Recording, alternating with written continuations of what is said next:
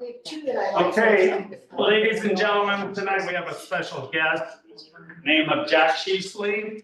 He is the winner of If I Were Mayor contest. This is first place. He's going to talk to you and tell you about it. And he's going to be the man who opens the council meeting tonight. Cool. Jack?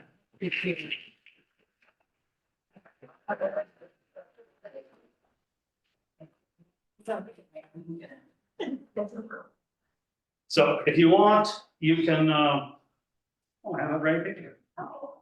So you tell the people about it. So here's my poster, very colorful as you see. And the first one is, if I were mayor, I'm gonna improve streets by getting rid of potholes and this whole thing, potholes. Because it is causing a lot of problems. That includes complaining. Lastly, puddles are everywhere in Gerhardt. See, this is in my neighborhood. It's causing, I can't see the driveway, but there's a driveway and it's very deep. It's like, yeah. And the car tires are like. So something to remember. Yes, we'll talk about that thing.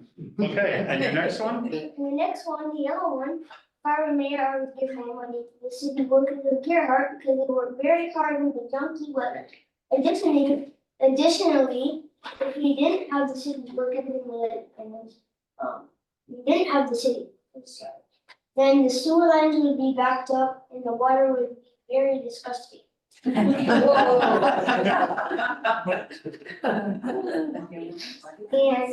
lastly, the other orange one, if I were mayor, I would build a Gerhardt school because a lot of people live in Gerhardt. And the last school got shut down because they thought there was going to be a tsunami. I like that one. Yeah. Very nice. All right. Very nice.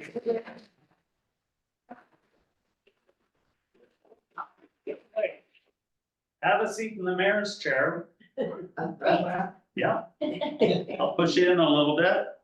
And can you read this all right? Okay, I, Jack Sheasley, do hereby call the Gerhardt City Council meeting for April 3rd, 2024. Open, hit the cow. Hit the count. Hit the cow.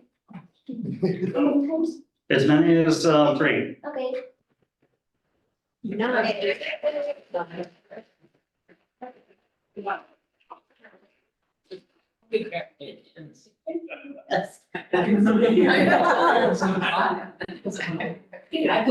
Thank you, sir.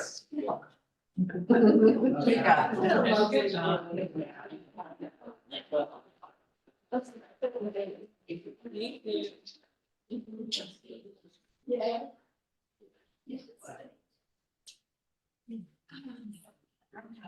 I did too.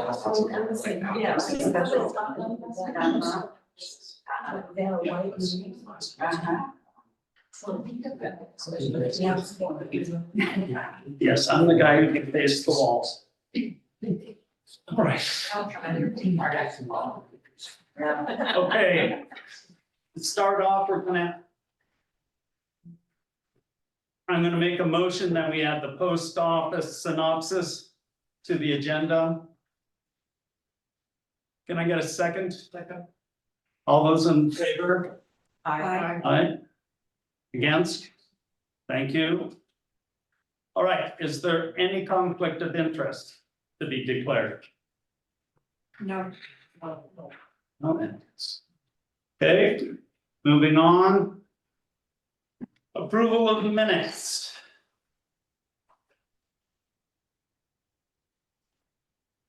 I move that we approve the public hearing and regular meeting of the city council for March 6, 2024. To approve the minutes. I'll second. Any discussion? All those in favor? Say aye. Aye. Aye. Aye.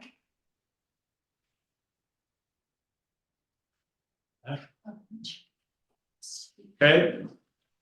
Approval of the work session minutes. I move that we approve the minutes from the work session of the city council from Tuesday, March 19th, 2024. 2020. Okay, second, All those in favor say aye. Aye. Aye. All right. And the public hearing. Gosh, done. Can we get a motion to approve the public hearing minutes for Wednesday, March 6th, 2024? We did that We one did that. We did, first. It was a combined, the meeting minute. we did combine it. Yes. Okay. All right, as long as I'm covering everything. You are. All right, everyone's got a planning commission report? Any questions for Chad?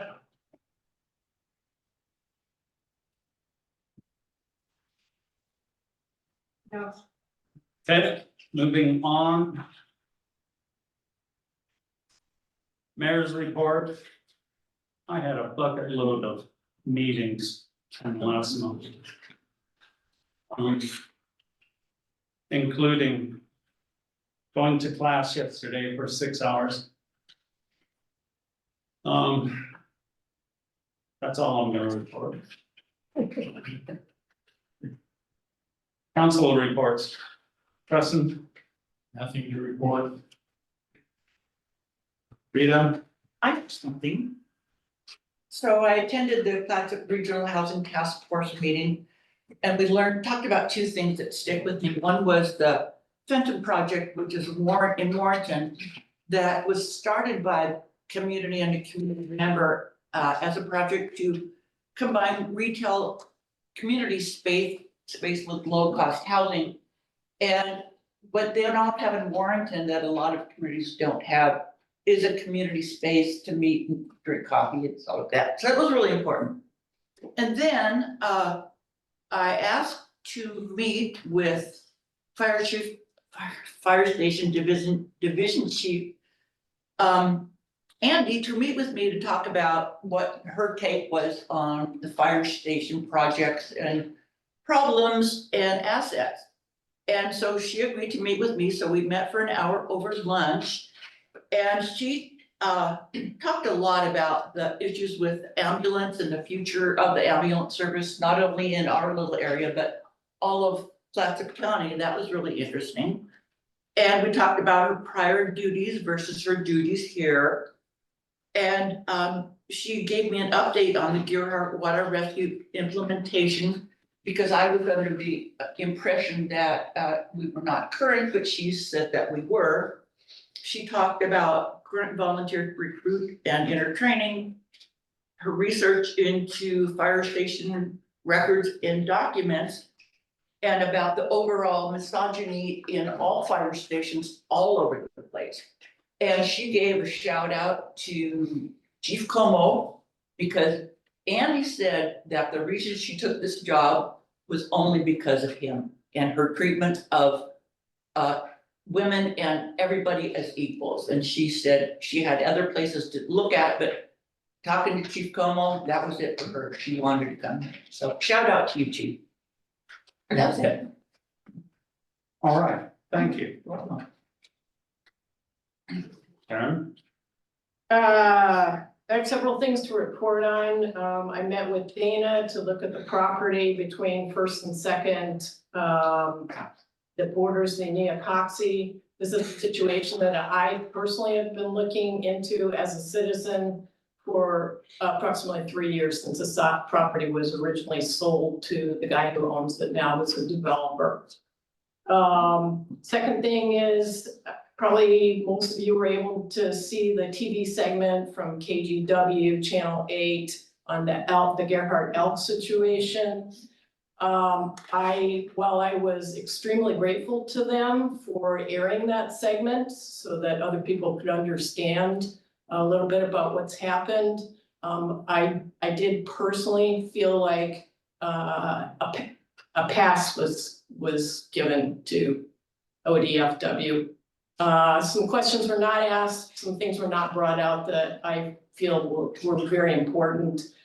For example, the fact that 60% of the elk that were killed were pregnant. That was not brought out in that report. I could go on, but. Let's see, I'm part of the airport, Seaside Airport Committee. We had a meeting last week. They are talking about possibly adding some new tie downs, which would occur on the Gerhardt portion of the airport. They're unsure at this point, and will probably consult with Garrett Phillips again about how to go about that, whether it's a conditional use or maybe a text amendment.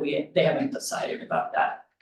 I would like to very much thank everybody who has responded to me, to my postcards. I have gotten some very interesting, very intelligent comments from people. What I'm doing with the comments that I received is I'm keeping a broad category tally of who says what about what on the comments. Eventually, I'd like to bring that in front of everybody, just to let you know kind of where people, fell on how they feel about, this subject or that subject in the city of Gerhardt. Obviously, all comments are made anonymously to me. The only way that they would be made public would be if somebody did a records request. Can't get around that. Anyway, I would encourage anybody who hasn't commented to me. I'm replying to all the comments that people send, and I really do appreciate them because I feel like it's my job to understand what the public wants. I had a discussion with Peter in order to clarify in my mind communications between council members and planning commission members. And lastly, we had our community emergency response meeting last week. And Mike Nealon, who is the new director for emergency management in Clatsop County, came and spoke to us at length, which we were very appreciative of. That's it. Dana? Okay, so this last month was pretty busy for me, but I'm gonna keep it brief. I was invited to an Association of University Women meeting, which I attended, or a luncheon, a very nice luncheon, where they were appreciating women in emergency services, and Andy was there with me, our division chief. It was a nice little thing. Yesterday, I spent all day with Mayor at the League of Oregon Cities Vision and Strategy Planning conference. And then I have also spent the last 3 days as a citizen reaching out on the same issue that everybody else was concerned with and brought to my attention, and that is the potential closing of the post office. I spoke with Congresswoman Bonamici's office, Representative Jabati, the United States Postal Service, city staff, the daily historian, many residents, and also the mayor and Chad and Peter about my concerns, and we'll get into that later when we have a conversation. So, Thank you. All right, moving on. City officer reports. The chief is on Zoom. The chief is not. I don't believe so. He was having trouble making that, and then same with Jeremiah. He's not going to be here as well. Okay. Just found out. All right, well, then we'll leave it up to Fire Chief Como to blaze the trail. Thank you, sir. So I have a summary report breakdown from last month for you. March of 2024 had a total of 48 calls. 26 of those were inside the city limits and 19 within our district. We sent out aid 3 times. All 3 of those were to Seaside. Once was to cover for their banquet. They cover us while we have our banquet, so we cover them. So we have calls covered while they're having their yearly banquet. There was a medical call during that time, and then there was a building fire on another date. We asked for aid 2 times. Once was from Warrenton for an MVA for a rollover that was stoned out with kids trapped inside. So we had extra people coming. It's better to have them coming and not need it than to be there and need extra thing and not have them ready for us. And then there was a car fire on top of Lewis and Clark Road. Because there's not water supply up there, I had Lewis and Clark come up their tender right when we're going, because we didn't know where the car was at, whether next to buildings or trees or anything there. So we had them come with that. And then how that compares, March of 2023, we had 64 calls for the month. So this month kind of felt like we got a little breath of fresh air, had a break a little bit. We went from the end of last month being 30 ahead of calls of last year to this year being 13 calls ahead of last year. Now, so we caught up a little bit with that. And then the only other thing I have to report was today I found out we were successful in our grant from OSFM for summer staffing. So there'll be a $35,000 grant we'll get again for the third time. For this summer to help out for staffing during June 1st, October 31st. We can have extra staffing for that put on there. So yeah, unless there's any questions, that's all I have for you. Yes. How'd the Easter egg hunt go? I'm sorry I couldn't be there. It went fantastic. We had great weather. Last year it was raining when we did it. It was perfect weather. People had a ton of fun. Kids had all sorts of candy and eggs they went and got for, so it went well. Thank you. Thank you for doing that. Of course, the firefighters did all that work and put that on. Really Yeah, great. let them know that we appreciate it. I will do. Perfect. That's all I have for you guys. Thank you. Thank you. Let's start money. So the month of March went very quick. And it went so smoothly, there wasn't much financial significance that I really have to report.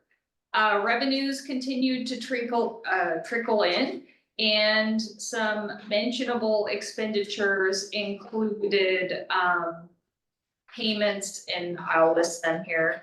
1055, the elected official expense, we had some extra postage related to encouraging community feedback and engagement. 1360, gas and clothing maintenance for the quarterly payment to the Gerhart Volunteer Fire Department for gas and clothing reimbursement for our volunteer firefighters. 1363, EMS equipment and operations for replacement of outdated and or expired supplies and medications, as well as some equipment updates. 1370, the conflag expenses for a water tank and a pump equipment enhancement that was put on our new side, that's being built to put on our new side by side. 3054, professional development for public works staff applying for certifications. We have some potential treatment 1, distribution 2, and Stephen Peterson passed his cross connect and backflow specialist. It was a 4-day workshop that he had to go to up in Portland, and I believe that he may have had the highest score in the class, so we're very excited about that. 6049, fuel vehicle maintenance, had some annual routine care, but pushed that line item, and it was both for the Vector truck and a backhoe that we had some work done on. I would like to thank Jenny Gray, Robert Lee, and Counselor Devereaux for attending a new budget orientation committee meeting that we had, since they're new to the process. We covered a lot of information, and I really appreciate their time, and I look forward to seeing all our other budget committees members in a week. Like that. Thank you. All right. Peter Watts. Okay, so we had our, we had PSU population forecast. That's something we've been paying very close attention to because it determines the amount of state funds that we get for gas tax, for alcohol tax, for cannabis tax, as well as cigarette tax. I've been in regular contact with the PSU people, and they're actually going to do a breakout of Gerhart as a unique community and our population, because our population, actual population far exceeded their fire projections based on the 2020 census. And I asked Chief Como to pull some data for me because I was trying to demonstrate some of the costs associated with growth. And I found this stat fascinating, so I thought I'd share it. In 2019, the fire department had 491 service calls. And in 2023, they had 744. So we had 253 more service calls in 2023 than we had in 2019. population increase based on a percentage basis, they are actually projecting that Gerhart will have the highest percentage growth on the coast. So that means more state revenue for us, but that also means looking at housing and housing supply and all those things. So we'll continue, I'm sure we'll continue to have conversations, and I'm looking forward to seeing whatever blurb about Gerhart they put into their overall population report for the legislature. We've been, I think, working on a number of requests for proposals and just other things as we're providing service. And so those are all ongoing. And then I too received a bunch of phone calls regarding the post office. And I've been in touch with staffers for both Senator Wyden and Senator Merkley. My understanding is that Senator Wyden was contacted personally, so obviously they're aware of this issue. And I think people are, we have a longer discussion on it later in the agenda, so that's probably the best time to discuss what we've learned and what the outcome, what our potential outcomes that could happen might be. But we're keeping very close attention. I'm sorry, I didn't mean to interrupt, but I failed to mention that at that Clatsop Regional Housing Task Force meeting, Peter was also there. You know, he was online, and they did talk about population estimates from PSU. And Peter was a rock star because he had all this information from his past research. And the committee that we were on had so many questions for him, so thank you, Peter. Yeah, absolutely. Great, thank you, Peter. All right, Chad. I'm gonna keep mine short. We got a lot on the agenda today. We've been through a lot of meetings, and I just wanted to say thank you to the council and those that are participating, because you folks are really helping pick up a lot of the duties that are going on. Of course, we have a lot of people in town, we have a lot of things going on, so thank you for that. The meetings seem to be going really well. We're, with the help of the mayor, we're getting more and more exposure from some of the politicians out as representatives and senators. We're discussing things like water, we're discussing things like fire department, we're discussing things like Highway 101. We'll be discussing post office a few more times, I got a feeling. But it's been really nice to see them also come in and participate in the job that we're doing. So I think you're gonna see more from that side of Oregon, coming and learning more about the coast. So thank you for your efforts there. Other than that, I don't have anything else to update at the moment, unless there's any questions for me. Oh, yes, thank you for reminding me, Justine. Gerhart Cleanup Day is confirmed for Saturday, April 20th, 8 to 11. So that's when we put out the brush, or not the brush bins, but the garbage bins out in front of City Hall. And it's a free dump day for residents of Gerhart. We'll also have an electronics box there. There will not be a hazardous materials box. There never has been, and but that is available elsewhere. If you want more information, we can help you with that. Thank you, Justin. That's it. That's it. Okay. All right, moving on. We're gonna go to visitors. Melissa, are you here? I'm here. Oh, geez. I didn't see. So I am here to present the proposal for the Gerhart Street Dance that the city of Gerhart has been supporting for the last, well, I would say for 4 years, not consecutive because of COVID. So this would be the 5th year. It's great response, and if you're willing to do it again, the street dance committee is willing to organize it again along with the city. And I have that information I'm gonna pass around here to you. So we have a budget, we have what that flyer would look like. Gerhart Presents, City of Gerhart Presents, sponsored by both the city and the Gerhart Association, 50-50. And to be held July 5th, Friday, 4th July weekend. Yeah. The activities being the same as last year seems to work very well. And good responses. And needs are pretty much the same as last year's one. Chad, You need the guys to hang stuff on the folder. So the street dance committee will be responsible for providing the trucks, hanging the lights, you know, on the, right? So those are volunteers doing that. And while they do that, the city brings over to us the chairs, the tables, and the tents. This year, we're going to provide some manpower to unload and set all that up so that we don't need to have it fall on staff, city staff. So plus the fact that we have public works already helping with blocking off the streets. So we're trying to split up that work a little bit better this year, and so we can be assured it gets done timely and properly. Okay, great. Yes.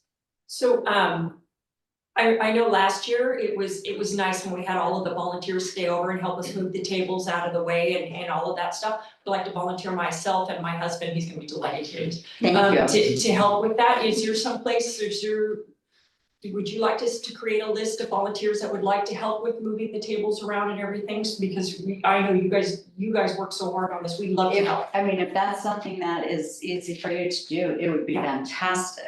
Okay, And you were very helpful last year, that it was kind of a last minute thing, things kind of, but we rallied and we got it done, and I appreciate it. So thank you, I'd love that. I think it would be safer for us to do that than Sorry. like in past years, we've relied on the volunteers from the fire department, but they have so many calls now. They get called out, they can't guarantee, so let's. Yeah, and I respect that, and it wasn't a good match, but we figured it out. So I'll get in touch with you. Thank you. Any other questions? Not for you, Melissa, I don't believe. Okay. Anyone else? Just thank you for doing this. Oh, yeah. Thank you. But as long as you guys want to keep doing it, we'll keep doing it. Keep going.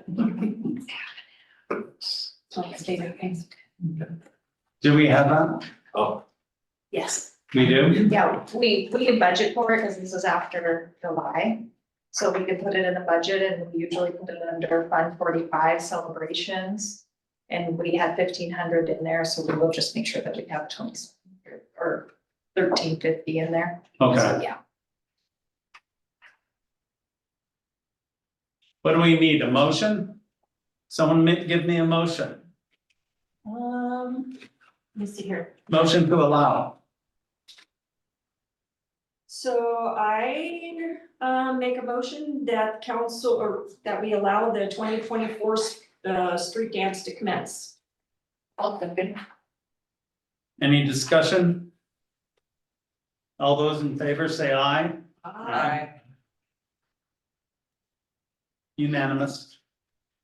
Thank you. Thank you. Public communications, written and oral. Anyone wishing to address the city council concerning items of interest not on the agenda may do so at this time. All remarks will be limited to 5 minutes per person. Requests to comment electronically must be submitted by email to the city recorder at info@cityofgearhart.com no later than 4 p.m. the day of the meeting. In-person attendees wishing to speak are required to sign in prior to the meeting. All right, first we'll go through the mail. Everyone's got their packet mail, and then there's late correspondence, thank you, which is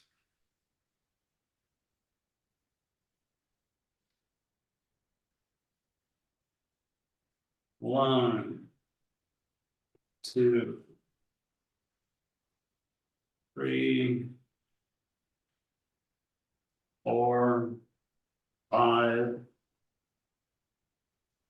We've got 5 late correspondence, and we have 3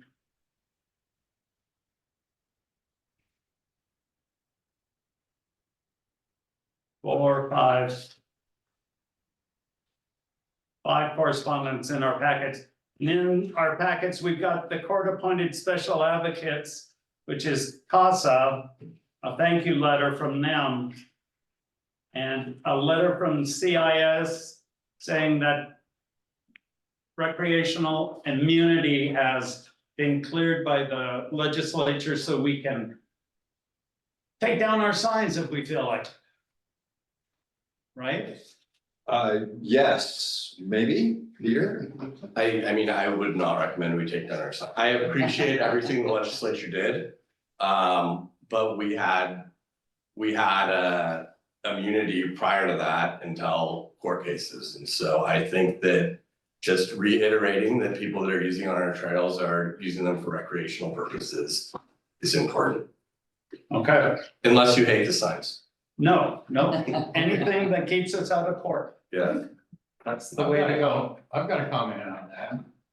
I mean, we don't actually maintain the trails, they sort of maintain themselves because of, they're beating the sand and the grass down there. I mean, if you get off the trail and trip in the, bang your head on one of the benches or something like that. Right, so the case that caused CIS, our insurer, to be very concerned was there was a lady on a walk. And the argument that not just the circuit court, but the Court of Appeals agreed with was that she wasn't actually recreating when she was walking on the trail.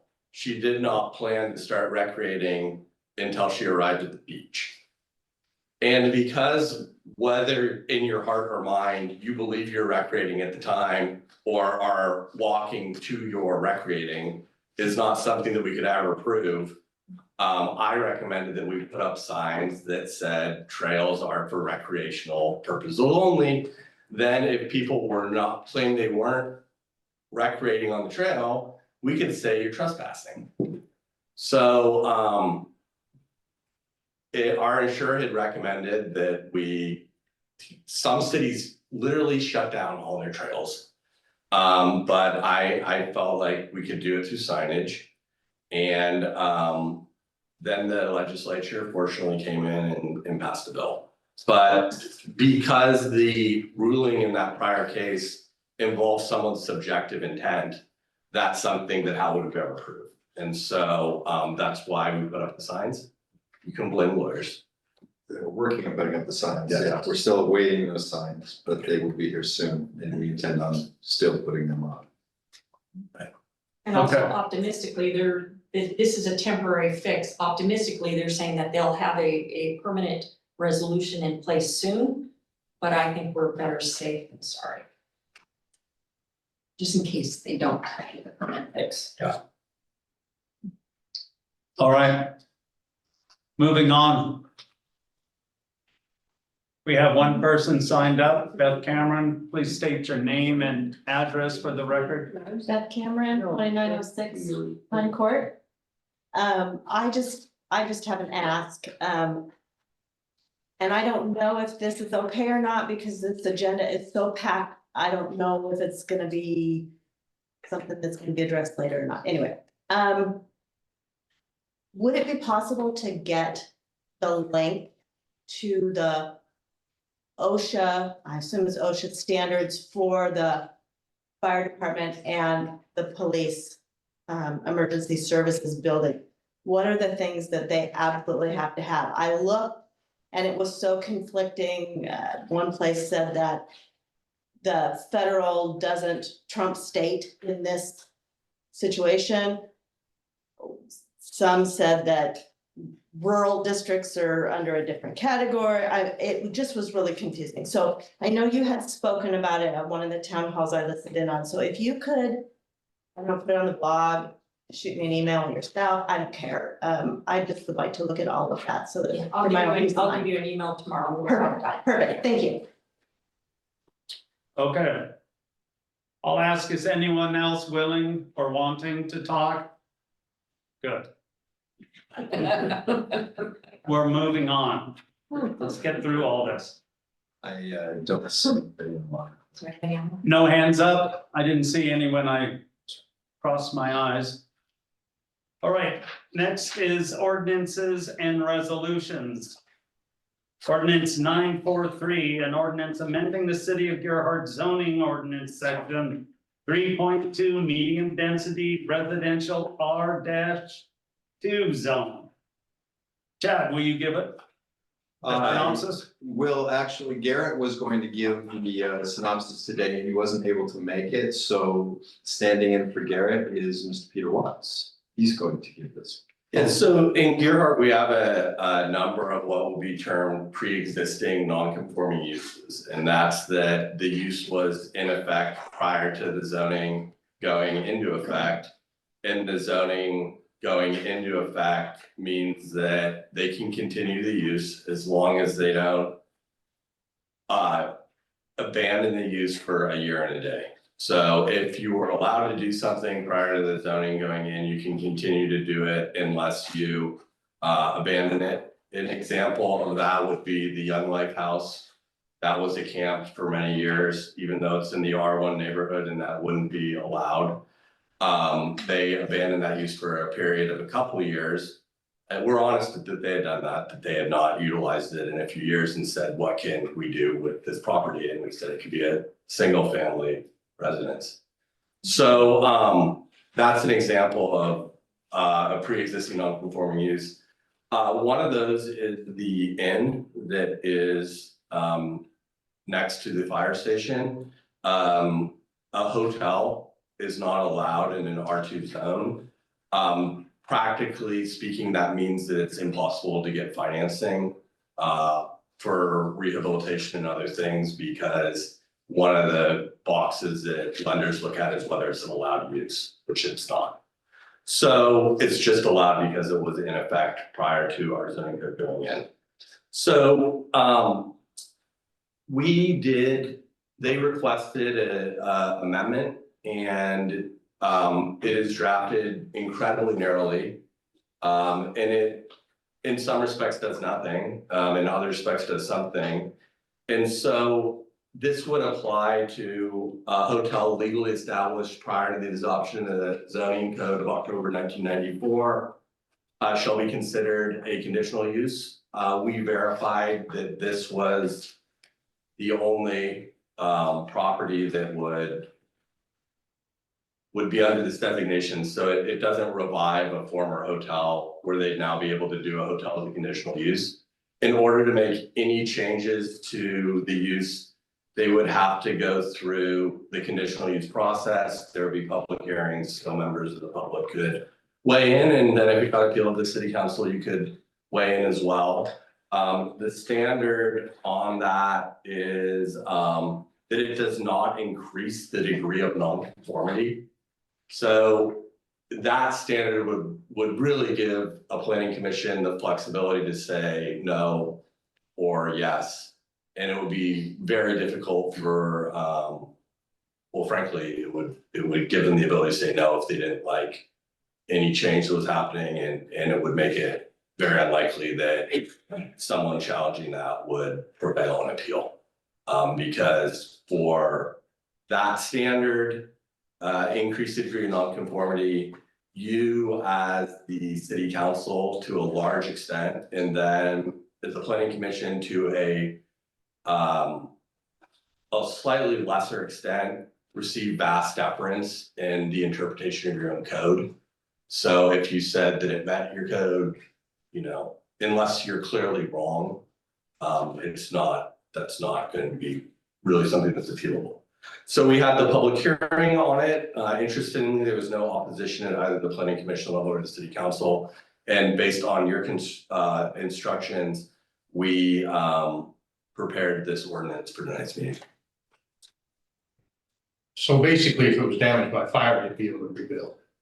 Yeah, because if they, or if like during COVID where there were construction projects just stopped, if it got stopped through no fault of their own, instead of the year and the day us saying sorry, try something else, they would be able to rebuild it.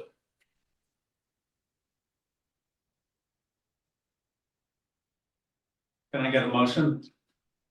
Is there any discussion after the motion?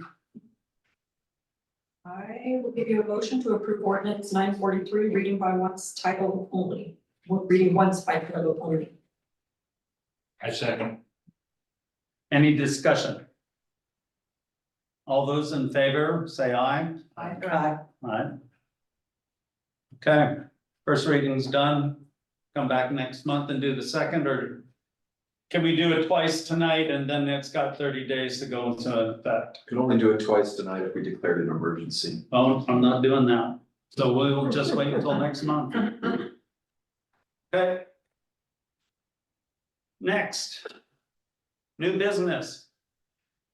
Post office synopsis. And who's doing that one? Public can speak. Pardon me? Public can speak. Business. Under new business? I don't have that notice on my paper. Okay, does anyone have anything they want to? That's under old business and new business. This is just. What are we doing? Skipping new business, then old business and then new business? Old business was zip code.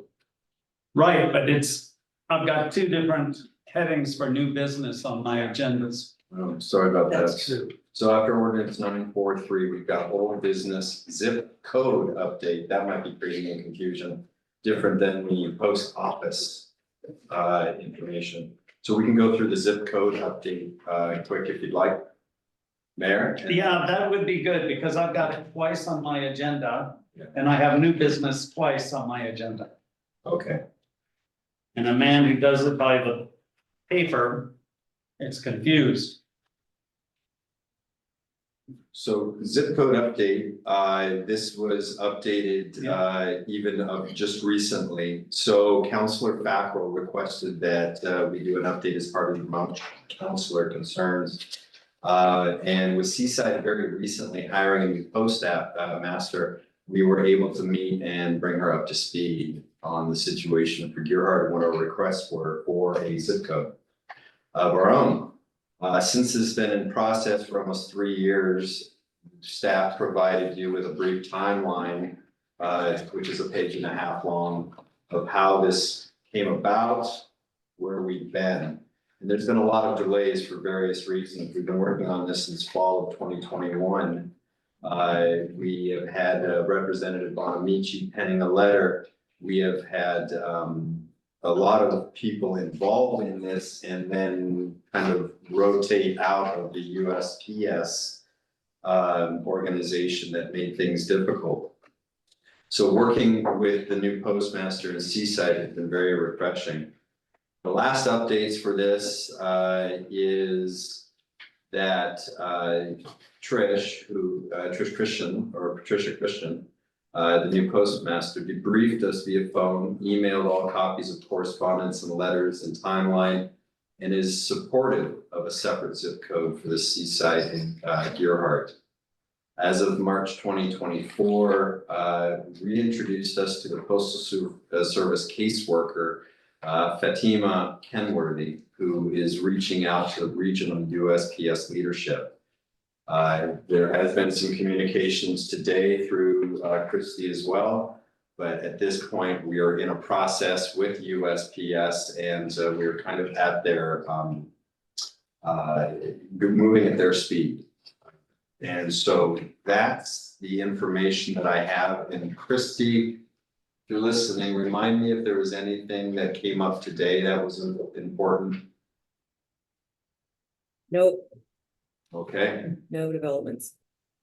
so that's where we are with the zip code situation. One thing that I think is going to be helpful is all the recent conversations that we've had about our post office. Recent, I mean, since Monday. And some of the folks that are involved in this, such as our representatives, are becoming engaged, wanting to learn more. So I'm actually quite thankful for some of that. And I think that this zip code situation, we should be getting an answer about this fairly soon, but it may take a few more months. And that's only, kind of a hope. We're again at the whim of USPS and their decision-making process. So I don't have a lot of other information at that point, other than we are all current. They have all the information that they need, all the correspondence that they need. And we're waiting for their process, and we'll update you more as we learn more. I have one positive to say. In all of my calls that I made today, every person that I spoke to, Bonamici's office, Givardi, they all, without my prompting them, they all brought up the issue of the zip code. So they are aware of that, and that, that is also related in our dealings with the post office and the issues that we have here in town and our mail. So that means that it's in their mind, and as they're, I got an email recently from Bonamici's office just within the last hour or so, saying that they have reached out to the US Post Office, the people that would be in charge of this, and they're waiting for replies, so. I'm just curious because there's so many under Exhibit A, so many towns that are even smaller population wise than us that have their own zip code. What's the hesitancy, do you think, on the part of the USPS to give us our own zip code?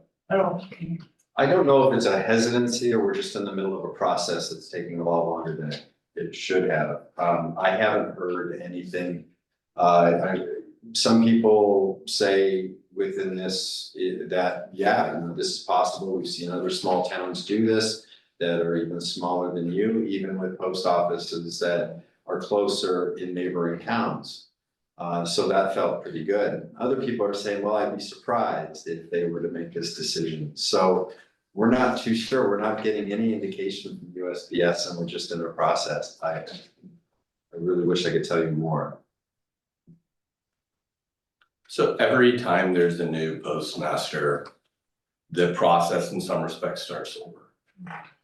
So because they have to get up on all these issues. So I think that we were, a fair ways down the road with the former postmaster, and now we have a new postmaster who's dealing with this issue in addition to post office issue. And so, it's gonna take some education.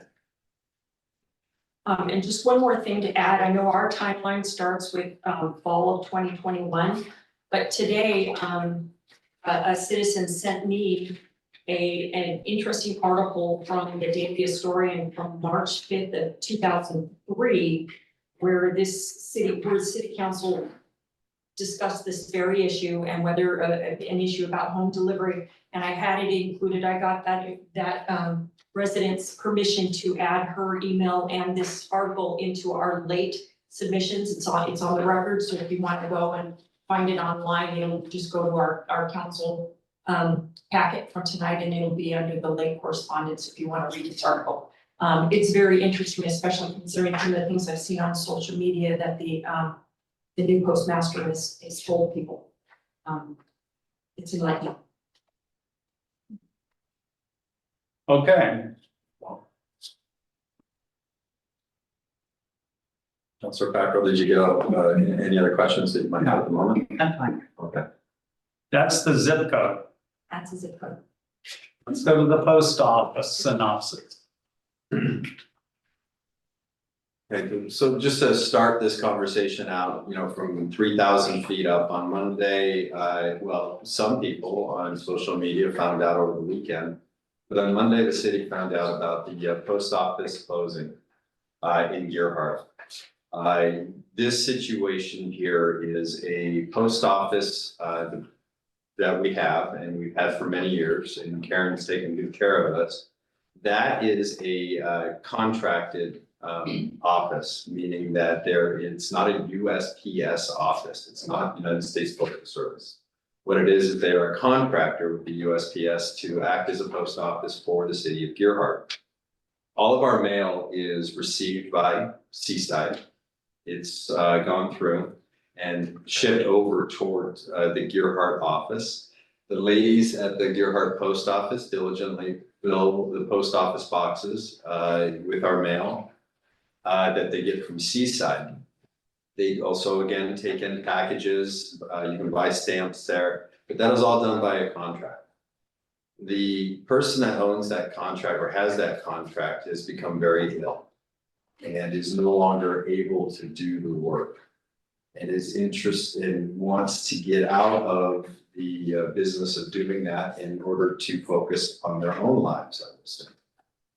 So in that, and because of some emergencies on their side, the notice was given to the USPS here in Seaside, the Postal Service, that they were going to no longer take care of this contract and that they were done and gave essentially 30-day notice.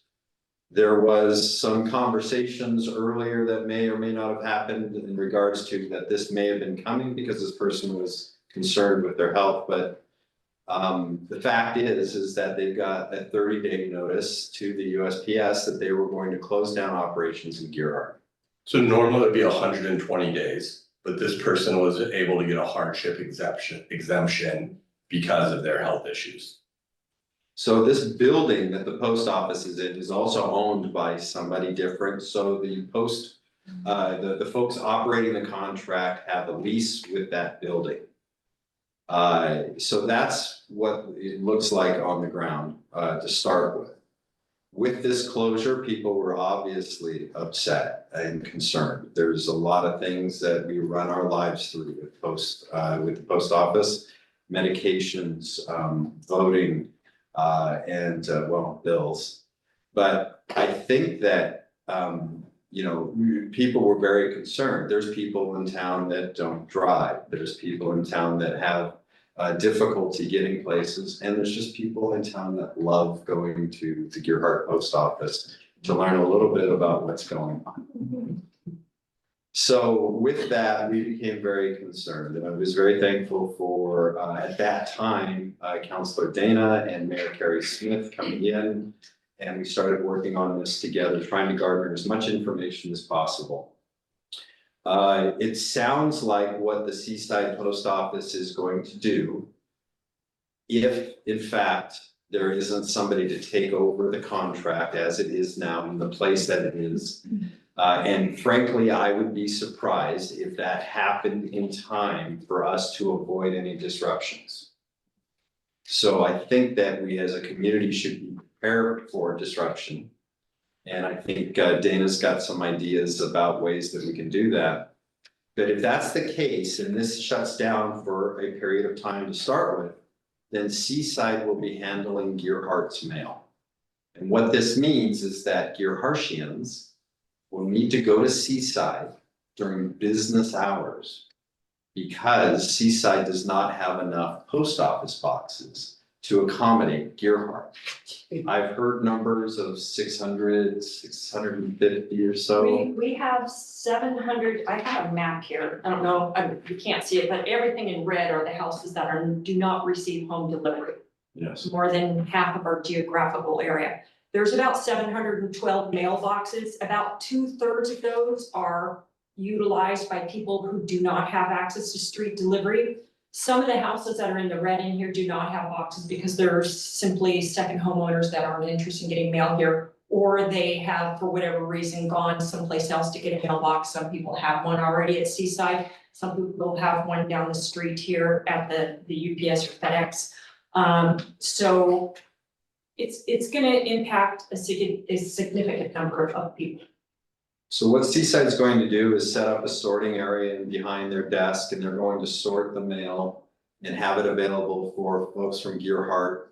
Again, that you have to go into Seaside during business hours for Seaside, probably wait in line, talk to the desk folks and ask for your mail. And show ID.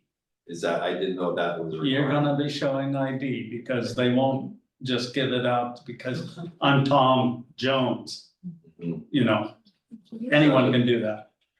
So that's the way that this is looking. Now, where we have some hope in this is that according to USPS Seaside, the Postal Service in Seaside, there has been a list of people that have been interested in taking over the contract if it was to ever become available. And now, with the news, I'm sure there's more people that may be interested. There are small organizations that hold multiple contracts around Oregon, and they may want to come in and take care of Gearhart as well. What that looks like, would that be the same type of services that we have now? I'm not so sure. But the hopeful part in this is that somebody will come in and want to sign this up contract with USPS and continue the services basically as they are. That's the best case scenario. If that for some reason does not happen, or city needs to come up with another solution to for mail in Seaside, another option that is out there is the possibility, and I don't know where they are exactly in USPS, is to go full delivery service in Gearhart. Now, one of the issues, again, we have 700 people, and you heard from Peter earlier, the amount of people that are moving into Gearhart has been substantial. They've been moving into mostly their second homes, so this isn't something you can really see or get your hands on. But this is just another piece to that puzzle with the additional people in town and the additional pressures that have been put on that post office as well. So if they go to road service, one of the things that was going around town was that the city of Gearhart was preventing somehow the postal service from doing house-to-house delivery. And I can tell you, we've done some research. In the 13 years I've been here, we've never had this conversation about bringing in more mail service into Gearhart. They've had a lot of conversations in the 2005 period of time, and I recommend you visit the site and read the letter that Councilor Gould was talking about. It'll add a little bit of historical value to this as well.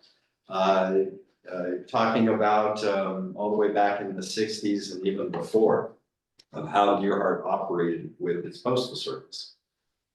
So if we assured, and the postal service was maybe misinformed in thinking that we were as a body preventing street service for our residents, and we're not.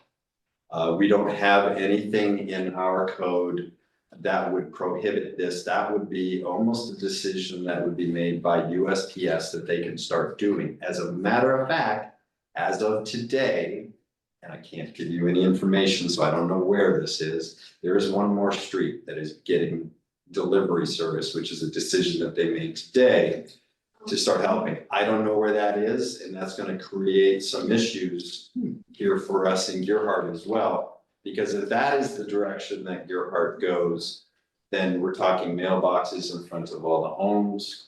We're talking about where those need to be placed, whether or not they can be in the right of way or not, which they cannot. And so there's going to be some growing pains in order for us to get to that point. So the other possibility is that the Seaside Post Office could send a postal employee to the Gearhart Post Office in order to sort the mail and deliver it. They had a preliminarily, I think, ran that up the flagpole. And at the district level, people were concerned about budget. I've had, like everyone else, a number of phone calls, and one of the points that I've made to political staff is, does Seaside even have room for essentially 800 cubbies to put people's mail in? How about people that are maybe not here during business hours that are coming in on the weekend? How are they going to be able to get their mail? And how much staff time is it going to take for you to have dedicated staff trying to operate that system in an already crowded post office versus just sending someone over a couple times a week to do this? And then the other point that I have made is that normally with this 120-day notice, the USPS has the ability to hopefully get through the entire request for proposals for the person to pick up the contract. And there's no standard fee. These people, these contractors negotiate their fee directly with the post office. Because we're in this situation where someone's gotten a hardship exemption, it seems to me that at least for that additional 90-day period, they should be willing to staff up our post office and deliver people's mail. Because I think there are probably people with mobility issues and other things. My understanding is there are very few parking spots in front of the Seaside Mail. They keep their back door open, which to keep it cool in there, but if your mail is in there, it seems to me like that could create potentially a theft issue or concern of that. I mean, I think there are a variety of reasons that it makes sense for people to advocate to elected officials for an outcome that is in the best interest of the people of Gerhart. And in my mind, I think that sending someone over would actually be the least costly and least impactful outcome, certainly less than driveway delivery for an additional 700 folks, and also you know, just the additional traffic that they would get in their post office, and how would they sort it, and do they even have a room?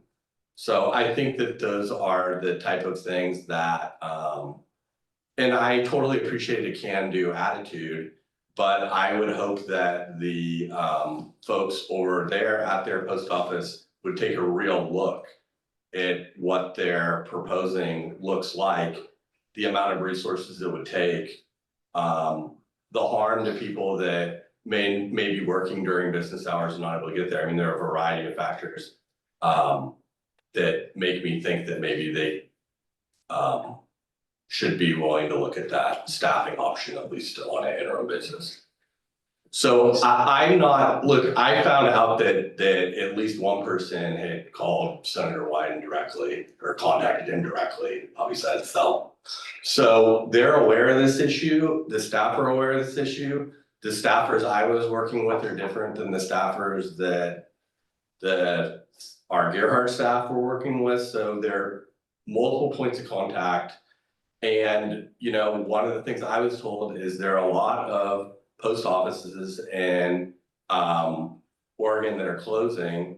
And so I think it's just important that the decision makers are aware of just how impacted people here are as compared to, you know, somewhere else.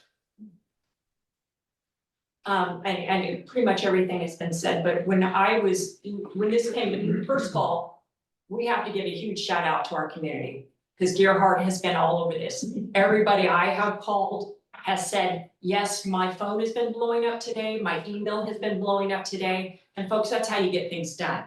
I hate to say it, it's a sad commentary on a lot of our elected officials, but part of my last job, I had to go through a whole class where a lobbyist came in and told us, explained to us how many people your elected representatives really care about, and it's really a top tier. And if you call, generally you're gonna get that guy who's in political Siberia. If he's working here in the city, he's not gonna be the top guy in the office. You know what I'm saying? Those people get taken with them to the Fed, you know, to Washington DC or whatever. So usually you'll get a call back. But everybody I've called today said, oh yes, I'm aware of your situation, and they've already been ready and primed to tell me what their understanding of the problem is.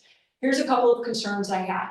When we spoke with Seaside, we started off, or at least I started off as a concerned citizen, the way I always do, making nice, and let's approach this with honey and see how many bees we can attract, and maybe there can be a simple solution to this. But I have to be honest with you, I'm a little concerned. I'm a little concerned, and I don't want to badmouth somebody that we're in a partnership with. I just want them to understand that this is not a situation that is gonna go away, and I did let them know, I'm not sure if you understand the scope of this problem. We have people in this community that are 90 years old that have recently lost their license. How is that person going to get over there? Especially in a situation where we just lost our busing, you know, or we don't have prime busing anymore. So that is something that I know that we're all cognitive now, and we may have to create some type of a volunteer program where we're helping our neighbors. You know, maybe we sign up where we do carpools to get our neighbors to get the mail, should the worst happen. I'm hopeful that with everybody working together and us shining a light on this, the worst won't come to happen. And that at the very minimum, they will come over and fill our boxes, okay? So that's one issue. The other issue is that in 4 weeks, we have an election coming up, and I'm sure everybody shares my concern that we want our ballots.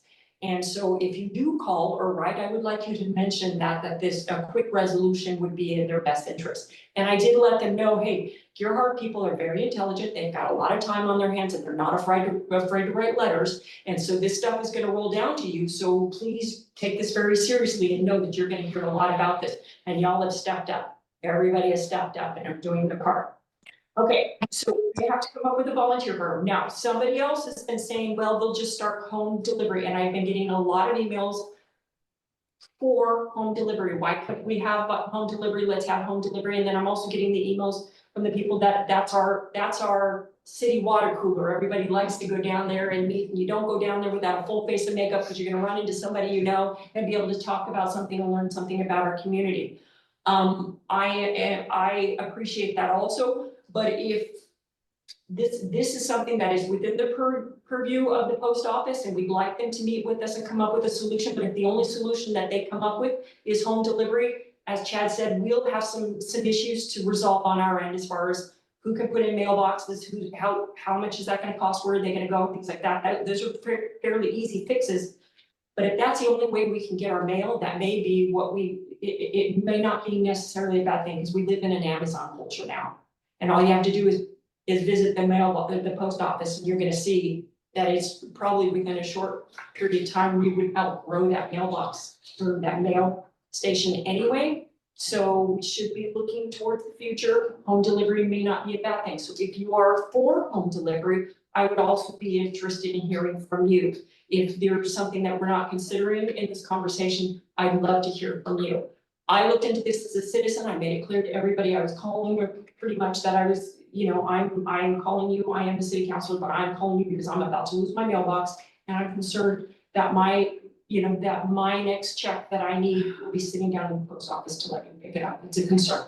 It's a concern for me, and I know it's a concern for you. So I can't say that I ended the conversation being as nice as when I started, at least not all of my conversations. But I'm interested in hearing from you so I can represent you, and I'm sure everybody else is. Just so you know, Mayor and I did have a conversation about this, and my blog post today was a way of communicating to the other folks here what I've done, because we can't, outside of a meeting, it's difficult for us all to have conversations about what's going on. So I wanted them to be updated, and with that, I'm done. Thank you. Anyone else? Okay.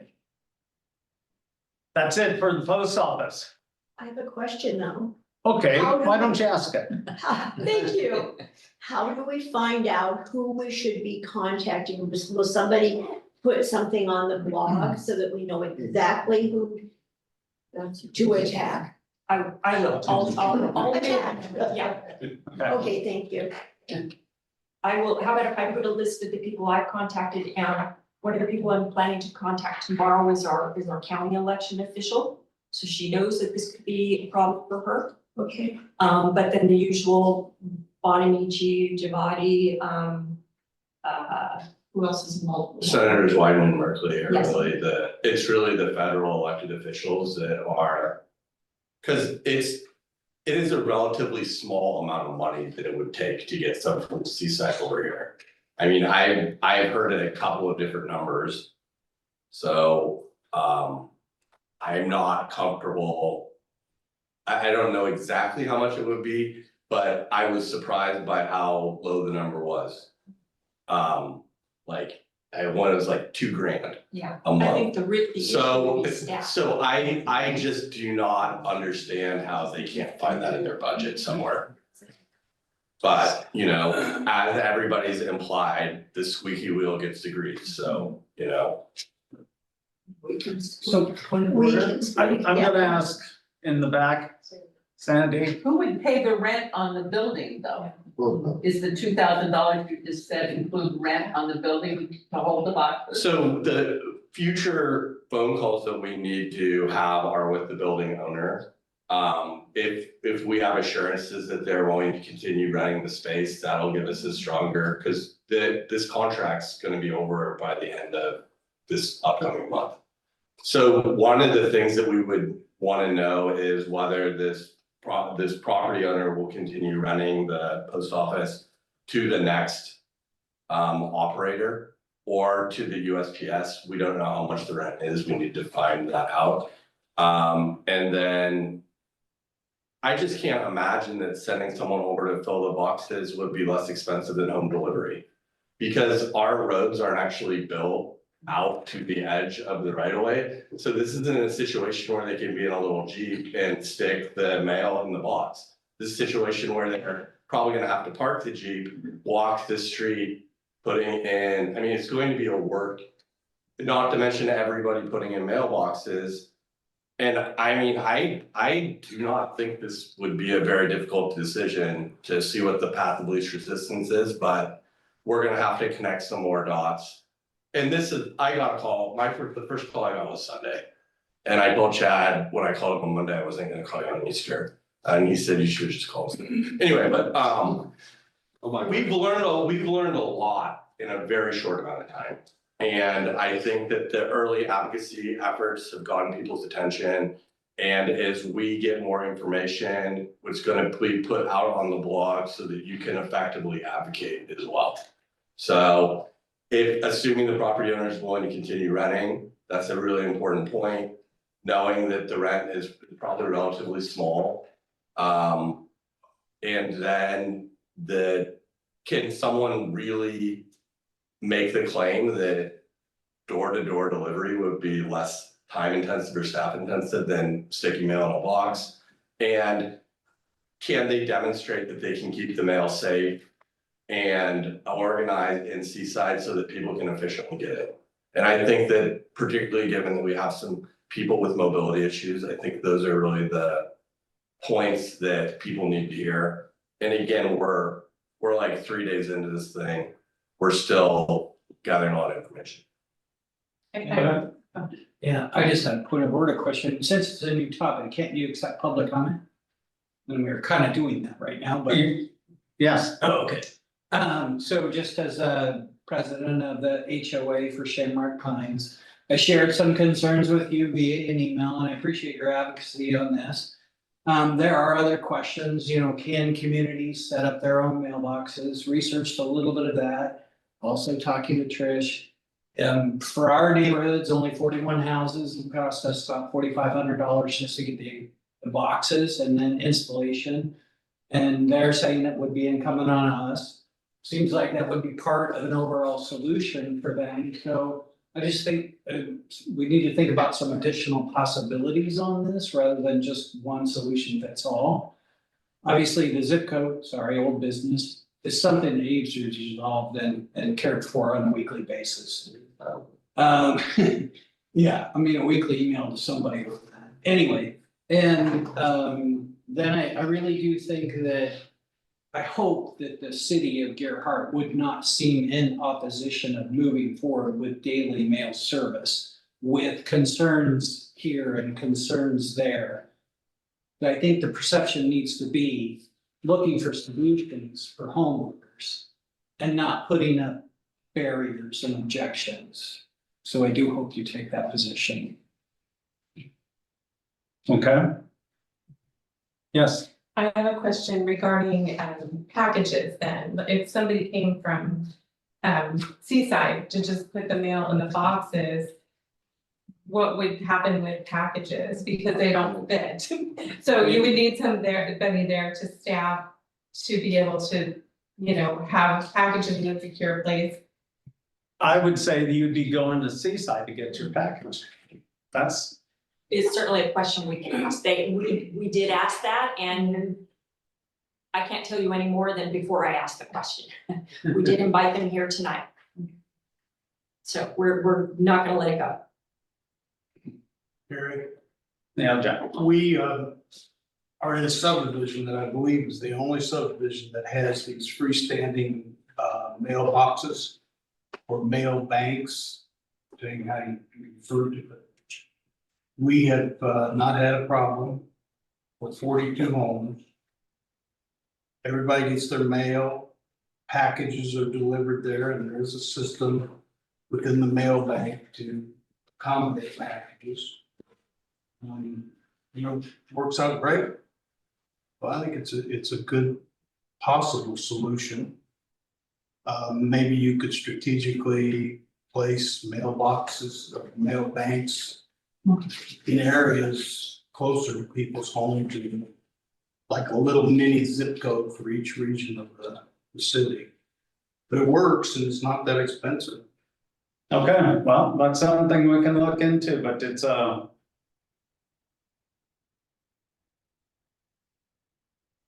it is the customer of the USPS's responsibility. So if they decide they want to have a mail bank, it would be that group of people would be responsible. And I can tell you, after looking in some of the rules, one of the rules with the USPS is the mailbox has to be on private property. The house that it serves. That means people with their encroachment on the right of way with landscaping would have to remove that so they could drive up if they were doing drive up deliveries on streets. So all that landscaping would have to go away so they could drive up to your property line, which is basically where your water meter is, and deliver the mail. I'm speaking of 3 banks for 43 houses. Yeah. There's no individual home deliveries, they go to one. Jack, I know what you're talking about. I've driven on Fifth quite a few times. It's And don't you think that's sort of simple little way of doing it? Well, so it's up to the USPS to decide who gets mail delivery at their homes. So they're under no obligation to provide Of course. mail delivery. Of course not, but can't So you just add? only 25% of the houses in Gerhart, my understanding is about 25% get daily mail service to their homes or banks, if that's how the neighborhood association gets it. That is one of the questions we're asking is, are you able to provide mail service? And what is the timeline? And we don't have an answer to that. Well, she said yes, and I'm suspicious of that answer because if you all recall 2 years ago, I know when I was running for office, there was a problem with the voters pamphlet. Some people got it the first day, some people got it the third day, some people never got it through the mail. And then through that, there became a very public discussion about their lack of staff down there. So I would be delighted if I was wrong. But I am very cynical that they can actually achieve that, but I am not, I would love to have my mail delivered at my house. I am one of those people that has had difficulties because the post office, or let's say I order something from Macy's or Nordstrom or whoever, they use the post office system to determine whether my address is valid or not. And if the post office doesn't deliver to my home, I'm not in their delivery bank and they say that's not a valid address. And I know I'm preaching to the choir here that everybody's having a problem along those lines. So getting home delivery would, to me, be ideal. But then I also have heard from people that love having the post office boxes because they like going down there, they like seeing their neighbors, and they like the being able to travel and not worry about what's happening with their mail and whatnot. So to wrap it up, I can see why some people like the post offices. I am getting more and more people saying they like home delivery. I'm not opposed to it. In regards to your comment about the cluster boxes, as long as you are clear that you are paying the post office for this service. And it's between the post office and the homeowner as far as how that is delivered. So like, for example, an HOA could come together and say, we want to do mailboxes, and the post office understands the HOA as a group, they're gonna agree on where those post office boxes are gonna go and they're gonna pay for them. Dana, we paid nothing Okay, let me, if I can finish, We please. paid nothing. Yes, sir, I listened to you and now it's my time to speak. That's how communication works. Okay, so when you say, I want it to be delivered to my house and you put a mailbox out there, that's an easy fix. But if you decide, if we decide we want cluster boxes on every street, then an entire street has to agree to where that location is gonna be. And everybody on the street has to agree to pitch in money for that. So you can kind of see where there might be a problem if there's somebody who says, I don't want home delivery, I want to keep my post office box, rather than have to pay a couple $100 for a cluster box. That's where we could potentially have problems. Now, if people are expecting the city to pay for those cluster boxes, again, it gets back to, this is, you're paying the post office for this service that comes out of your taxes. If the city were to do that, we have no budget for that. So you would incur a new expense. Somehow we would have to pass that cost on to you, and you would be paying for the same service twice. You would still be paying for it. So that is a discussion for down the road. This is just all what ifs at this point, because the post office is not going to clear strategy. And that is our first goal, is to put pressure on them to get a clear strategy as soon as possible.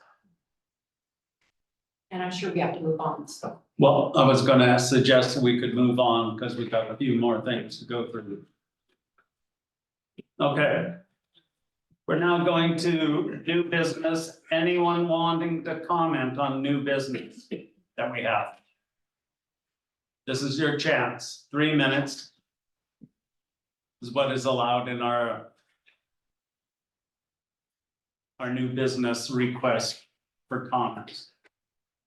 Seeing none, we'll move on to the groundwater modeling services and request for funds. Thank you, Mr. Mayor. And we also brought with us Mark McFadden, who is our Public Works Director for the city of Deerheart. Mark's been with us for a very long time, does an excellent job. The last month, the council improved these proposals, or a proposal for seeking groundwater monitoring services, specifically to develop a groundwater flow model to assist in the assessment of potential increased pumping at Deerheart Municipal Wellfield, currently operating under Oregon Water Resources Department permit to appropriate public waters. The primary objective of the request scope of services is to support the city's request for an additional water right, and to evaluate a range of potential wellfield pumping scenarios, and to assess potential impacts of wellfield operations at specific locations. The city received one bid for council to consider, which is attached. Public Works Director Mark McFadden will also be able to review the submission, and it's a favorable recommendation. City staff is also requesting funds up to $83,000 to fund the awarded bidder. Council options are there. Recommendation is that staff recommends awarding Hyatt Geosciences LLC, the city's groundwater monitoring service project, and awarding funds up to $83,000. The legal analysis on that is proposals were advertised on the League of Oregon Cities RFP site, post office, city website, social media, and blog. It's another reason we got to keep that post office. The project will be in multiple phases due to procurement rules, but really phase one is for us to learn some more information, and that's what this is about. Currently, the city has $1,269,787 in our water reserve fund. There's also an additional request for water reserve funds on the agenda, and that will be coming up here in a moment. Does the council have any questions? I do. Just out of curiosity. It talks about water gauging station in Neocoxie Creek. And then it says that it's used to monitor stream stage. Yes, ma'am. And several water quality parameters, and I'm just curious as to what parameters it. Well, on that one, there's probably a dozen of them. Mainly it's for water levels, TDS, chloride, specific conductivity. I can get you the whole list, but that's one of them. That is one of 4 that we have that measure all those parameters. It's the data loggers we've had in the ground since day one, and that's what our annual report is based on.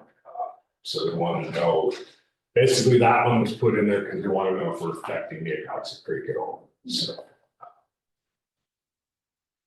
I would love to see the breakdown on the parameters that are. Oh, yeah, absolutely. I mean, I think, we have that report we just got the new one for this year, so I can get you a copy of the report that shows every one of them and how they, and how they function this year, so.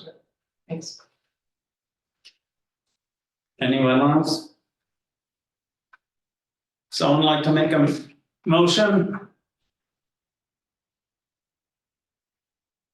Well, I will. Okay, I move to award groundwater monitoring services project to Todd Groundwater of Hyatt Geosciences LLC and approve the funds request up to $83,000 to cover the cost. okay. Any discussion? Well, I can tell you that Chris has been with us since the first day we drilled our first well to get our own water, and he's the one that got to bid on this. He knows more about what's going on around here in the groundwater. Anybody but me, so he's really qualified for this. I'm excited to be working with him on this. All those in favor say aye. Aye. Against? Okay. We got that. Let's go on. Owners Representative Services, and we are going to allow this to rest for 2 weeks while you look it over. Yes, ma'am. Thank you. So this was a conversation that we started. We went out for proposals for owners representative to help us through the public safety building, housing the police department, fire department, maybe in the future, at a location yet to be determined, at a price yet to be determined. These folks are very helpful. We went through this process of RFP and we were very lucky to get 4 good proposals. 2 of them, we researched a little bit more deeply, talked with some of their references, asked some additional questions, but we're not quite ready to make the full recommendation right yet. We need a little bit more information, so I'm asking for a small amount of time. We have an upcoming budget committee meeting that I would like to look at scheduling a special city council meeting prior to or after that, preferably prior to have this discussion, and that will give us enough time to give the counselors enough information so that you can have everything at your fingertips to be able to make a good decision, and then be prepared to have and to answer any questions that the community might have when that comes up. So right at the moment, you don't have that information because we need to get a little bit more. We've got 2 very good proposals that we are seriously looking at. And each one of those, in the references that I have been able to check, have been excellent. So I'm really confident that we've got the right people to have the discussion with, but we want to make sure that the council has all the information before you make your decision. So I'm asking for just a little bit more time. I have notified all 4 of the proposal, the folks that submitted the proposals about this idea, and so that they are aware of it and available for the next meeting date. And I'm sorry, I didn't write that date down. 16th. The 16th of this month is the potential time. We're gonna reach out to the city councilors here within the next couple of days to see and make sure that you're available for that. Is there any questions that the council has at this time? So essentially, I'd just like to table that. So do you need a motion to table it until a further date? Peter? Okay, why not? Okay, I'll give you a motion to table the new business RFP owners representative services and request for funds issue to a later date. Second. All those in favor say aye. Aye. Thank you, council. All right, moving on. Leak reduction request. Certainly, Mayor, the synopsis is attached as a request for an additional water bill credit from the Reamer family at 871 Hager.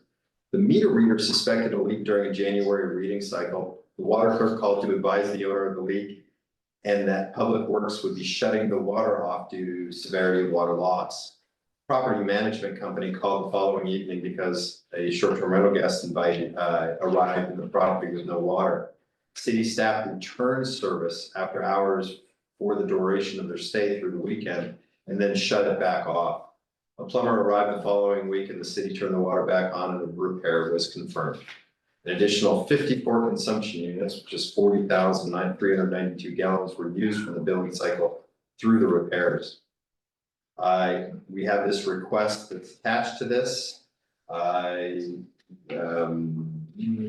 idea that the water leak until I was notified, said Ms. Reamer. City of Gearhart, my management company, Capui Home Services. Normal water bill ranges between 80 and 200. And as you see, thank you very much. The amount of water that went through there, almost 2,000 consumption units made for a bill that was $12,753 over a billing cycle. So to let you know, our policy is we understand that things happen around town. Breaks happen without anybody's real, nobody at fault, maybe some old pipes and things like that. Through the process that we have, city staff is allowed to approve, me specifically, up to a 40% water reduction. Our requirements on there is that we have found the villain, meaning we know where the leak is, and the leak has been repaired, and this isn't something that happens all the time. Which is typically the case for people. They'll come in and say, I've got a $400 water bill, here's my receipt, here's what happened, we've got it fixed, we monitor that water bill to make sure that it doesn't continue. And then Justine and Christy put together the request for the reduction. I'll sign the reduction to provide some relief. In this case, this person, when I told them that I could potentially remove 40%, as you can see by the bill size of $12,000, they were a little worried. They were interested in coming to the city council because that would be the next option. Here we are. So I have a question. And in looking at the legal analysis, about 4 lines down, it reads, the only exception to the consumer being liable for all damages is if a cause of water loss can be found, proof of repair furnished in the form of parts, labor, and receipts, and a documented drop in consumption unit. Well, they found the cause of water loss and they provided proof of repair. So why isn't it true that all damages wouldn't be charged? Because by our ordinance, we can only, staff can only offer up to 40%. Even though it says to the consumer being liable for all damages? Yes. All right, well, the next line down says the amount due caused by unusual circumstances may be reduced by 40%. I understand that. But what are unusual circumstances? I can talk to some of the other 40% discounts that we've gotten. A lot of them seem to be the water connection between the house and the meter, where maybe an old pipe, or there was a damaged pipe or a slow leak over time and it just got worse. That's kind of an unusual circumstance. So what would a usual circumstance be then, in that case? Well, we have had a toilet running. Thank you, Mark. Toilet or faucet. Thank you. I think which are probably our most common, when you don't have your toilet's not operating correctly and you do not visit your house very often, that Okay. moves a lot of water. Other unusual circumstances, we've had people who had their hose bib turned on. And I'm still confused why it says the consumer wouldn't be liable for all damages if cost of water. I mean, I don't think that should even be in there. Cross that line out. I don't get it.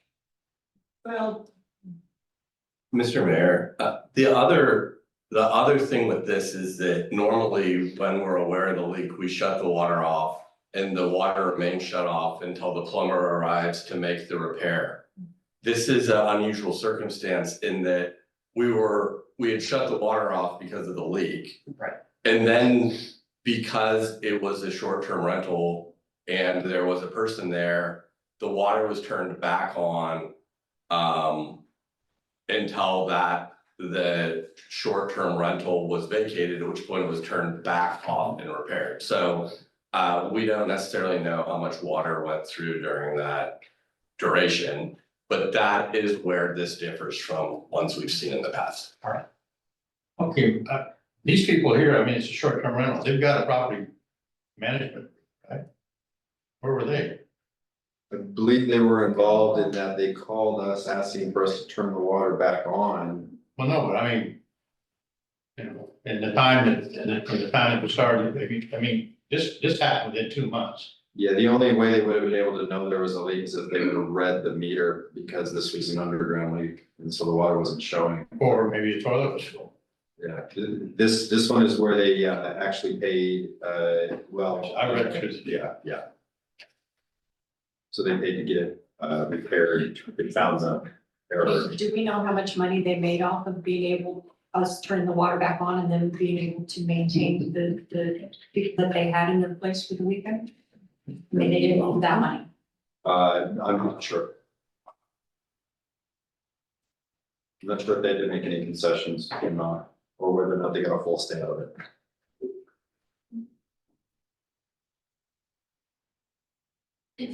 Okay, so does anyone have a feeling one way or the other? I don't know, they paid Terry's plumbing $8,420 to fix it. Which seems fairly excessive to me, but I mean, going through all of this, 300 feet, where's Bo? They had to dig a trench and put in a new water line, is that right, Mark? As far as I know, I wasn't actually on that job site, my other guy, Steven, did this.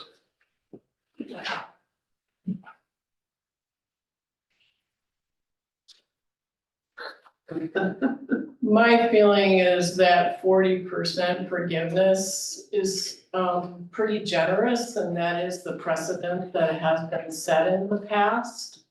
So I would advocate for that.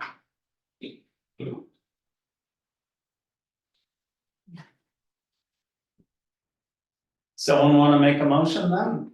Or does someone want to discuss further? Well, I guess my where I'm on the fence with this is this isn't our money, this is their money. And it's not their fault either that there was a leak on this property that is essentially a business.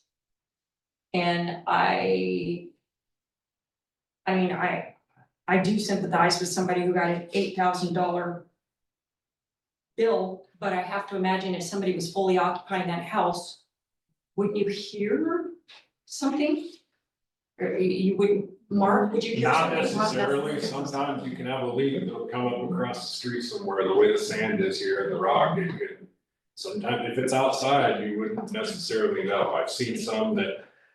They had a leak, I mean, I couldn't even find it in the yard, but it's there, so, Particularly if you're on sand. yeah, exactly. Okay. Well, I agree with Sharon. I'd go for the 40% reduction.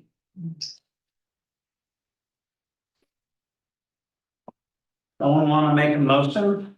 It's less than what they paid, it's less than what they paid. Terry's plumbing.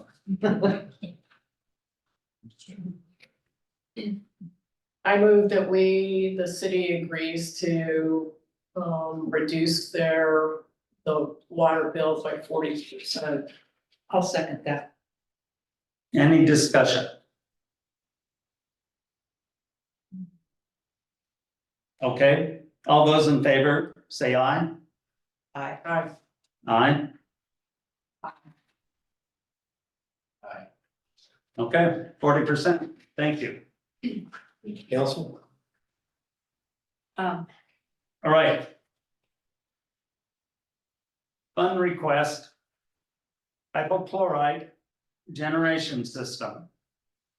Mark, you want to tell us a little? Yeah, so in our water plant, we have we create our own chlorine that we have to put in the water, same law. It creates a 0.8% solution of sodium hypochlorite. That machine is over 10 years old now, and per manufacturer request, it's past its lifespan already. We've got it farther than it should have been. In the meantime, I've added a dilution system ahead of that in case we were to have to shut it down for any reason if it broke down, and that way we can dilute heavier chlorine purchase to put into the system if we had to keep it running. But I am requesting funds out of our water reserve fund to replace that. So, I mean, things are getting older, it's gotta get replaced. So without that, we can't run water. So. Right? Anyone got any questions for Mark?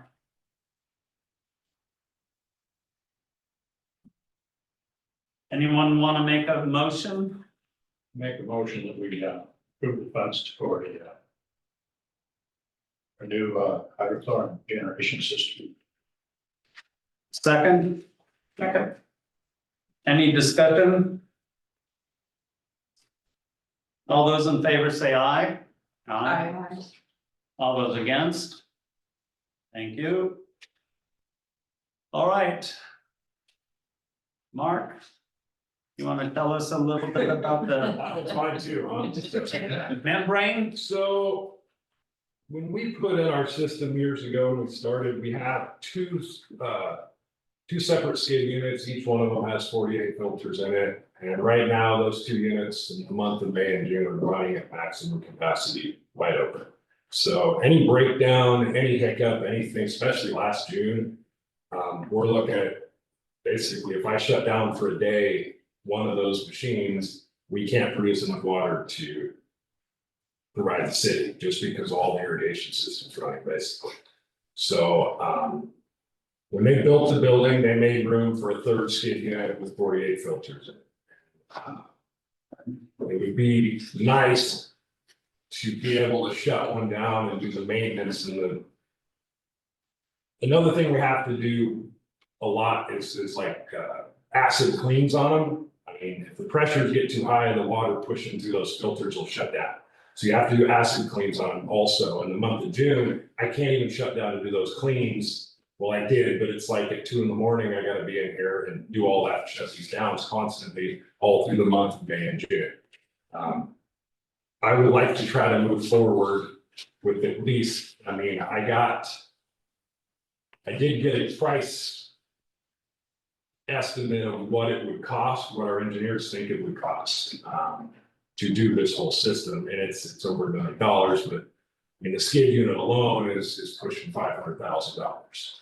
So what I'd like to do is move forward with the engineering side of it to do all the plans and write up the engineering, the program, the electrical, everything, and kind of move forward with that to find out what we could do.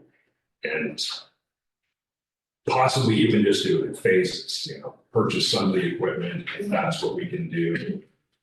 Or it's moving forward, if we want more water rights, we're gonna have to have more production. So, I mean, the water rights don't really do us a lot of good if we can't make the water. So that's kind of where we're at. Right. So right now, this is just for a RFP. RFP for the engineering side of it, the design side, so to begin with. That's where they'll design the whole system. I mean, there's a lot of electrical, a lot of programming, a lot of piping, a lot of all that stuff that goes into it. So, and possibly some of it we could probably do ourselves, but it's. We won't know until we get the engineering side done. So Mark, how do you change the filters with with the system running full blast all the time? How do you change those filters out anyway? We replace them like every 6 years. We don't have to change them out. So all we gotta do is clean them. So they sit in a bath of water and we just add chemicals to that water and heat. We heat the chemicals, heat the water, it circulates, but it takes 12 hours. So that one machine is shut down for 12 hours every time we do an acid clean on it, which is once a month. But when you're running each machine at 300 gallons a minute, which is the max for each machine, they plug up quicker. So once a month in June goes to once a week, maybe once every 2 weeks. So Does anybody have any kind of an idea what you'd be asking for this RFP, or what kind of that figure talk about? What was that number that was on? I have to get back to you on that one. I don't have that from, there was an engineering side of it. I'd like to have that number and consider it when we're going through the budgeting process. rather than- I don't feel comfortable saying, I personally. Well, not knowing that number. No, and we don't have to, and we don't know. I mean, it depends. We don't have to go with the RFPs when we get it back. It depends on what they come back Yeah. with. So it's not, I'm not asking for the money right now. I'm just asking Okay. to. To do explore what? that. You're asking To to, put out an RFP for the engineering side of this. right? Yeah, go ahead, get it done. As far as I'm concerned, we need it. Let's find out what it'll cost. I mean, and I got the cost estimate from Kennedy Jenks. They're the ones that initially did all this stuff. So they have all the original drawings, everything. They're the ones that set up everything to add this third skid, so. And we're gonna need this thing anyway, right? Down the road, yes, absolutely. So do we need to make a motion or get consensus? And I tell you, things are getting cheaper, so.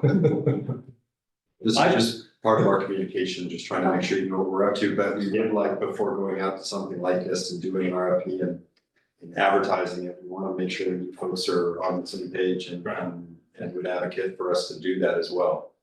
So that we're not wasting your time. Well, you've already heard me. Yes. It kind of goes right along with asking for more water rights. Asking for water rights, we gotta have more production. That's right. I mean, it's, So, I mean, we're gonna need this third unit anyway. And then what happens down the road if we need a fourth unit? I mean, It's a new, we gotta start, we'd have to start all over. I mean, because there's a lot that goes into it too, because our tanks are only so big. Our backwash tanks are only so big.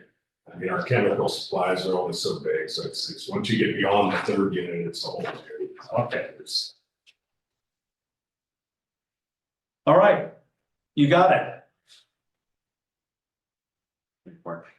Thank you. Thank you. All right. You want to lead this? Yeah, this shouldn't take very long. Great. So in the past, I have been approached by citizens who say it's not always really clear when we change an ordinance or when we take action that affects them and that they need to be aware of. We don't always do a great job of communicating with them those changes so that they can comply, and I tend to agree with that. And my thought was we would do a better job of posting it in the, on the blog and in the post office. But I don't know if the post office will, how long that will continue to be, for whether that's viable or not. But I would like us to hear any suggestions about how we could better communicate, whether we perhaps include something in a water bill, hey, this is something new coming down, or we make sure that we do a blog post. I know that we post our agendas and everything else, but to some people, they're not interested in this, but we need to give them a specific, hey, we just changed the water, the water ordinance, this is what you need to know. So.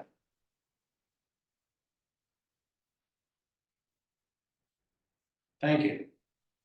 If you have any thoughts, or have any better ideas, or if you would agree with me, I'd appreciate listening. I agree with you. I agree. I'd also like to see it in a water bill because some people don't read stuff on the computer.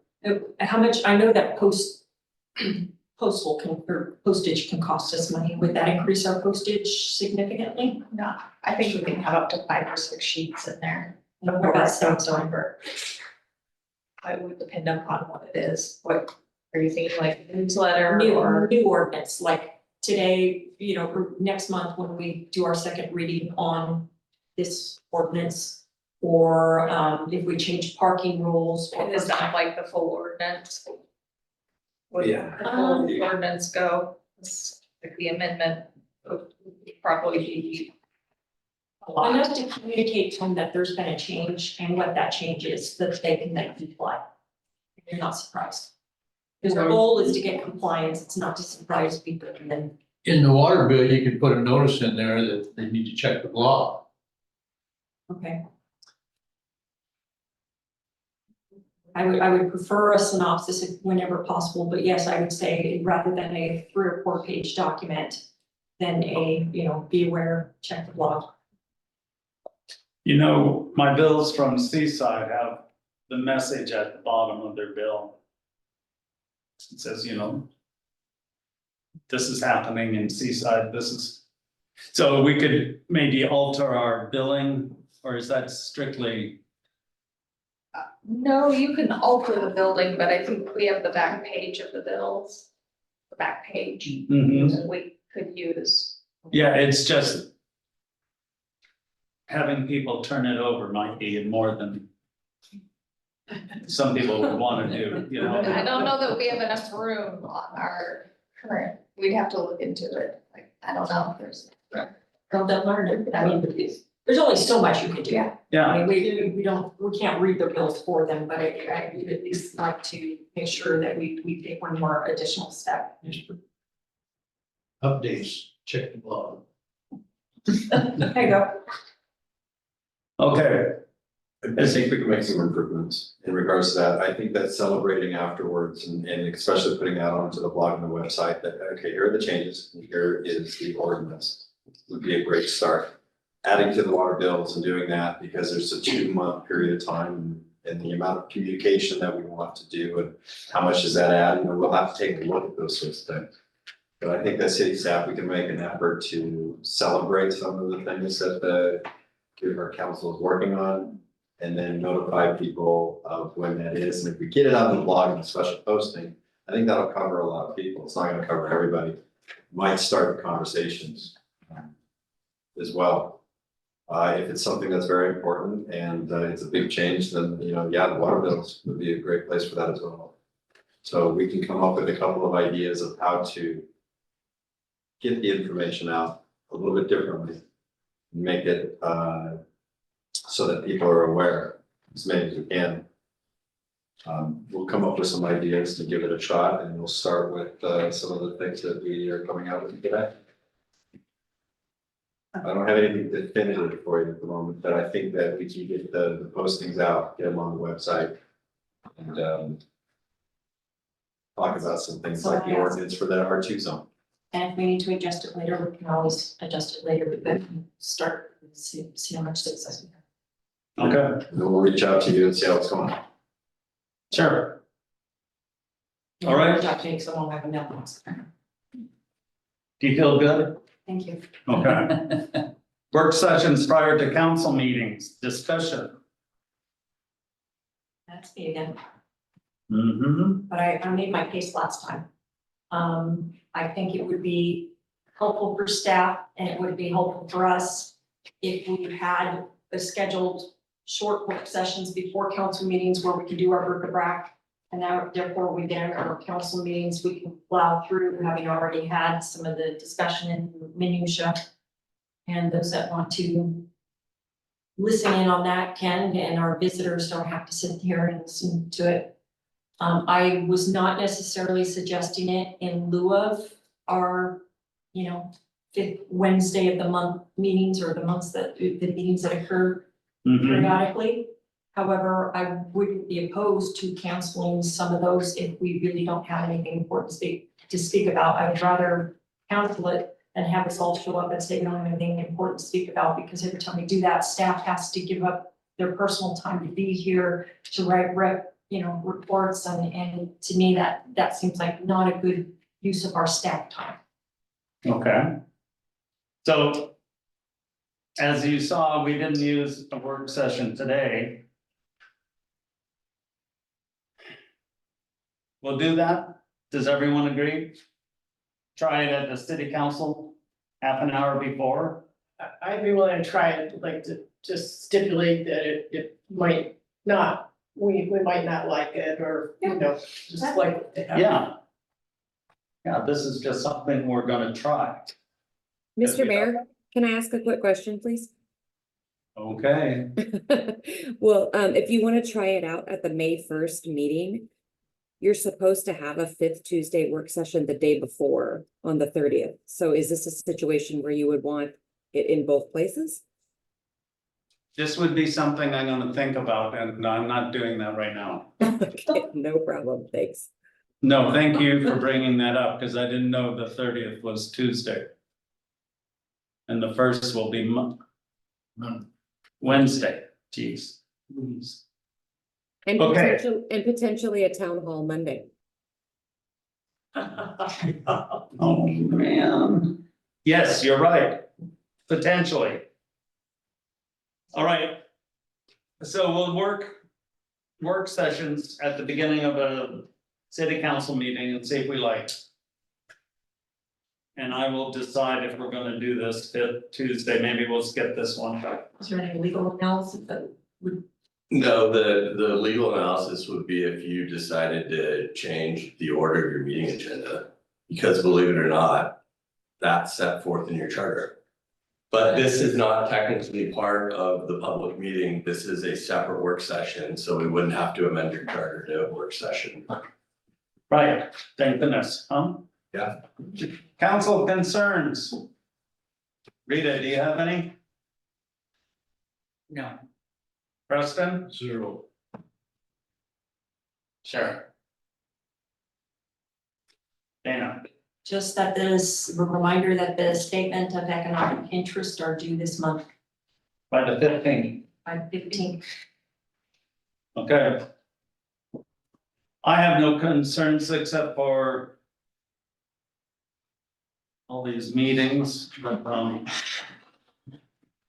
I didn't take bucks. yeah, thank you. I really appreciate that. Let's see something in your water bowl. Yeah. Okay. I'll take a motion for adjournment. Nobody wants to adjourn? I'll give you a motion to adjourn this meeting. Second, please. All those in favor say aye. Aye. Aye. And I'm not asking for nays. I'm done. Okay. Thank you very much for coming out, everybody. Thank you.